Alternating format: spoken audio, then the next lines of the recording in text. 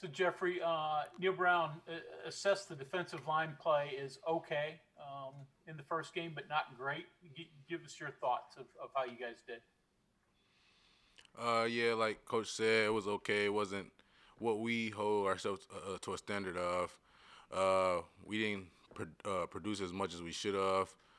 Uh, Things like that. We were just moving around. It was the first game, so some things we just got out of us. Next question from John Antonik. Go ahead, John. Hey, Jeffrey, I'll ask you, curious your thoughts on playing against teams at tempo. I know you've had experience doing that in the past, and that's a big part of Big 12 football. And it looks like these guys, that's one of their big weapons, just trying to get you not lined up. What do you got to do as a player to communicate and deal with this? The coaches help prepare us a lot during the week with the tempo situations throughout practice and things like that, and then just working with my team during team drills and things, echoing the calls, just like you said, getting lined up right and getting to the ball. So we all on the same Curious, page. I was just say curious. Were you on the field when Baylor tempoed you guys West Virginia a few years ago and really caught everybody off guard? Were you around then, or was that before your time? I was around. I wasn't on the field at that time. I mean, there were guys that were just literally weren't even lined up and they were running plays. Yeah. Yeah. Next question is from Sean Manning. Go ahead, Sean. Hey Jeffrey, I'm sure you and Josh Sills went head to head a lot over the last 4 years, but now you guys will be doing it on two different teams. Just kind of what will that dynamic be like, and is that something you're kind of looking forward to going against an old teammate?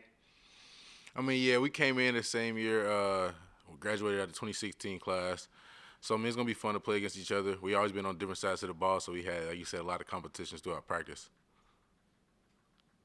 We'll go to Mike Kizaza. Go ahead, Mike. Hey Jeff, how's it going? I'm doing good. How are you? I'm great, thanks. I'm just curious, when you find out that a team like Oklahoma State gave up 6 sacks as a defensive end, what do you do with that information? Oh, it just get you hyped, get your blood boiling. Because like last week we talked about, we didn't produce as much, so it's a big challenge this week. And we know they're not going to be the same team that lined up last weekend. It was their first game as well, but still, it's a big challenge for our defensive line coming forward. Back to you, Greg. So Jeffrey, with if Spencer Sanders plays, from what you've seen of him, is he more dangerous in a scramble or on a designed run? And your responsibilities in both those situations, what do you have to do? Uh, I, he can run a lot, so I mean, we know he's dual quarterback, so we got to be prepared for the passing and run when he's on the field. The offense plays well around him, but the same thing happens with me regardless of running pass. I got to play my responsibility. Next question is from Kevin Kinder. Go ahead, Kevin.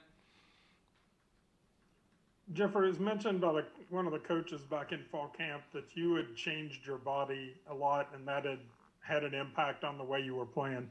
What did you do specifically over the summer to do that? And what's the difference for you? You know, how does that make you feel? You know, how does it affect your play? Throughout the summer, like even though like we weren't here a lot with the team, we still had a lot of Zoom meetings and around with our staff and just talking a lot with our nutritionists. And like I already lost a lot of weight past seasons and all. It was transforming my body into more muscle, and it just helped me move better and play better. Next, we'll go to Nick. Go ahead, Nick. Hey, Jeffrey, thanks so much for taking the question. Obviously, you guys face a challenge here with that running back core that Oklahoma State has, led by Chuba Hubbard. Can you talk a little bit about just what challenge you guys really do face this weekend, but also maybe how excited you guys are, you know, in this first Big 12 game to face that challenge and show what you guys have in the D-line? Thank you. I mean, like you said, it's a challenge, and we like challenges like that. I mean, he's a guy with a big name, so it just helps us find out who we are on defense. Go ahead, Greg. So Jeffrey, it's been 10 months since you guys played in a game in front of fans. Even though it's on the road, does that add an excitement level? How odd was it not playing in front of fans in the first game, and how much do you look forward to it this coming week? Like you said, it's been a long time, so yeah, we're hyped about that. Yeah, we didn't have a lot of fans, but we had our family, so it was a little to look forward to last week. But yeah, having more around is going to be more of a college football atmosphere. Go ahead, John. Last one for me. I know you were asked about the 6 sacks that they gave up, and the guys moving around a little bit on the offensive line for them.